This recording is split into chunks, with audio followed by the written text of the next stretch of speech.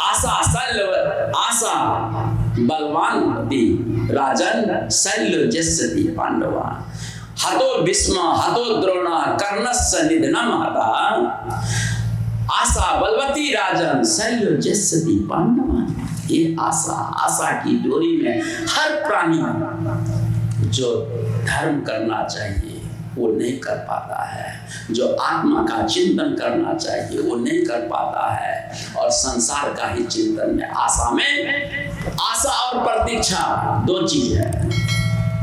सुबह से शाम तक मिथिला की पिंगला, जनक के नगर की पिंगला सज धज करके सोलह श्रृंगार बना करके सुबह से शाम तक बैठी रही। कोई पुरुष आवे कि आज वो पुरुष आ रहा है, हमें धन देकर मुझसे मिल करके वो आगे बढ़ेगा। फिर आए वो पुरुष आगे निकल गया, मिला नहीं। सुबह से शाम तक आशा लगा के रही, कोई पुरुष पिंगला से नहीं मिला। अंतिम में पिंगला को वैराग्य हो गया कि पिंगला धिक्कार है तेरी वृत्ति पर, ये गंदी वृत्ति की आस लगा कर कि पुरुष मिलेगा मुझे धन देगा, मुझे सुख मिलेगा। ये पिंगला, यदि यही आशा तुम परमात्मा से लगा के रखती तो तेरा जीवन आज उद्धार हो गया होता।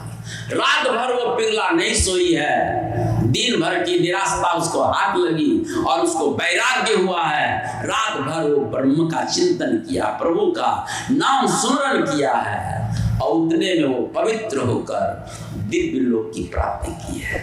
इसलिए नैराश्यम आशा सर्वम दुखम नैराश्यम परमम सुखम। नैराश्यता ये परम सुख प्रदान करता है। इसलिए ध्यान करिए, संसार की आशा को छोड़कर कीजिए। आशा निराशा छोड़कर गुरु महाराज के पद में है। अपनी वृत्ति को मोड़ करके लगाइए, तब कुछ हो जाएगा, नहीं तो बड़ा मुश्किल है। कैसे करना है? या निशा सर्वभूतानां यस्याम जागृति संयमी तस्याम जागृति भूतानि सा निशा पश्यतो मुने। गीता में भगवान श्री कृष्ण कहते हैं, क्या कहते हैं? जिस रात्रि में सांसारिक भोगी विलासी लोग जगते हैं, उस रात्रि में संयमी लोग सो जाते हैं। और जिस रात्रि में संयमी माने भोगी सांसारिक लोग सोते हैं, उस रात्रि में संयमी जग करके ध्यान करते हैं, चिंतन करते हैं, मनन करते हैं। यही करना चाहिए। लोग कहते हैं कि भैया बाबा बच्चे हैं, बाल बच्चे, ध्यान कैसे होगा? जौन चाल संसार का तौन साधुन का नहीं। सुनो ध्यान से, बाल बच्चे जगे हैं, घर के लोग जगे हैं, काम धाम, उसमें ध्यान करोगे, ध्यान होगा? विपरीत आचरण करो। संसार के लोग, घर परिवार के लोग सो गए, आप मुमुक्षु हैं, मोक्ष चाहते हैं, जन्म मरण से छूटना चाहते हैं, तो सोने वाले को सोने दीजिए और जग करके अपना चुपचाप ध्यान करो।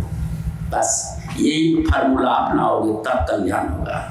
अब मान के सबको देखा करके बैठोगे, उधर बच्चे कहेंगे हमको रोटी दो, या हमें फीस दो, या हम स्कूल जाना है, मालिक कहेंगे हमको कहीं काम में जाना है, भोजन दो, उसमें होगा ध्यान? नहीं होगा। इसलिए मुमुक्षु का है ना चाल अलग होता है। जौन चाल संसार का तौन साधु का नहीं, है ना?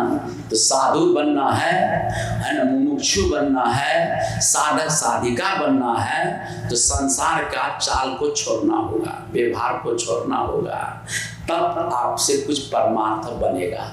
नहीं तो बड़ा मुश्किल। ये लोग बनने नहीं देंगे।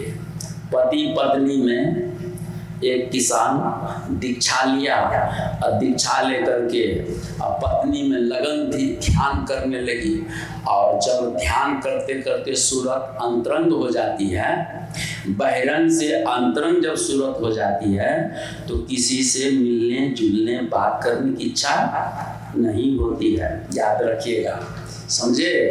है ना? वो पागल नहीं है, लेकिन अंदर से खुद इच्छा नहीं होती है। अब पत्नी जो है ना अपने पति से बातें नहीं करे, क्योंकि अंतरंग सूरत हो गई, अब वैराग हो गया, संसार में कुछ है ये नहीं है, बाल बच्चा भी कुछ है ये नहीं है, तो सारा मोह का एक टट्टी लगा हुआ है। तो बातें, अब पति परेशान कि मेरी पत्नी को कुछ हो गया है, ये बोलती नहीं, कोई नस की गड़बड़ी हो गई है। अब डॉक्टर, हकीम, वैद्य, ओझा भी सब शुरू हो गया। अब बताइए इस स्थिति में क्या होगा। और एक जगह जब पुरुष ही अंतर्मुख हो गया, अब पत्नी बैरंगी, अब बैरंगी अंतर्मुख जब हो जाता है तो किसी मिलने जुलने बात करने की इच्छा नहीं होती। अब पत्नी परेशान, पूरे गांव में हल्ला कर दिया मेरे पति को क्या हो गया है, न बोलते हैं, न खाते पीते हैं, न कहीं जाते, केवल आंख बंद करके बैठे रहते हैं। आप परेशान, उसको ये पता नहीं कि अंतर रस उनको मिल गया है। अंतर जो रस है, खोज थी, वो खोज पूरी हो गई है। अब संसार से मिलकर बात करके ही क्या मिलेगा।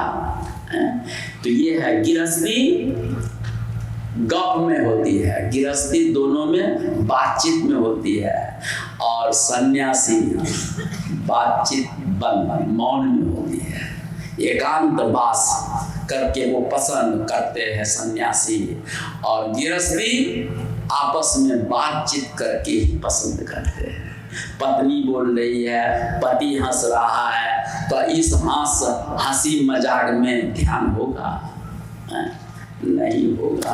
इसीलिए थोड़ा सा तरीका, फॉर्मूला को अपनाइए अलग से, तो आपका काम बढ़िया से बनेगा, नहीं तो नहीं बनेगा। भगवान श्री कृष्ण का यही है कि संयमी जिस रात्रि में जगता है, उस रात्रि में संसारी भोगी विलासी लोग है ना सोते हैं, और जिस रात्रि में संसारी भोग विलासी जगते हैं, उस रात्रि में संयमी बैठ करके ध्यान करते हैं।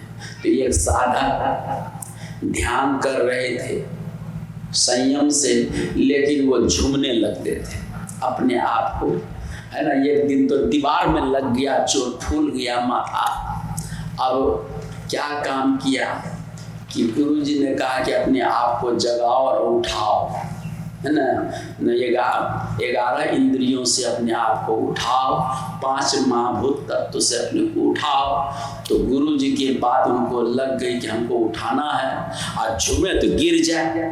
तो क्या काम किया, तो धर्म था ऊपर में, धर्म जानते हैं ना, धर्म में रस्सी बांध दिया, अपने चोटी में रस्सी बांध दिया, टिक्की में बोलते हैं, और टिक्की में रस्सी बांध कर बैठ गया ध्यान। और जैसे झूमे तो एरियल खींचा जाए, जैसे झूमे। देखो साधक लोग बहुत सा उपाय किया है ना, मुक्ति का, समझे। और जैसे गिरे कुछ दिन किया, कुछ दिन के बाद फिर उसका अभ्यास अच्छा हो गया, फिर वो एरियल बांधना छोड़ दिया। तो जरा विचार करो कैसे कैसे लोगों ने अपने आप को सिद्ध किया है ना। ऐसे सिद्ध नहीं हुआ है केवल दीक्षा ले लिया, अब बस कोई संयम नहीं, कोई सदाचार नहीं, कोई सुचाचार नहीं, कोई शिष्टाचार नहीं, और ध्यान करेंगे हो जाएगा। उसके साथ में बहुत पवित्रता बरतनी पड़ती है, तब जाकर के कुछ होगा। अशरीरम शरीरेषु अनवस्थेषु अवस्थितम महांतम विभुम आत्मानं मत्वा धीरन सोचते। नचिकेता को यमराज उपदेश देते हैं कि नचिकेता अशरीरम शरीरेषु अवस्थितम, वो परमात्मा का कोई अंग प्रत्यंग, हाथ मुंह कान नहीं है। अशरीरम, वो परमात्मा ईश्वर के कुछ नहीं है ना। अशरीरम, अशरीरी होते हुए शरीरेषु, बहुवचन लगाया, शरीरेषु मतलब संसार में जितने शरीर हैं, चाहे पेड़ पौधा पशु पक्षी, शरीरेषु अवस्थितम, संपूर्ण शरीरों में वो स्थिर है। महान विभुम, विभुम व्यापकम, वो इतना व्यापक है कि उनके जैसा व्यापक आज तक कोई हुआ ही नहीं। जैसे पृथ्वी से 10 गुना अधिक व्यापक लंबाई चौड़ाई में जल है, जल से 10 गुना अधिक व्यापक लंबाई चौड़ाई में अग्नि है। अग्नि से 10 गुना अधिक लंबाई चौड़ाई में व्यापक हवा है। हवा से अधिक 10 गुना लंबाई चौड़ाई में आकाश है। आकाश से 10 गुना अधिक लंबाई चौड़ाई में ये प्रकृति है।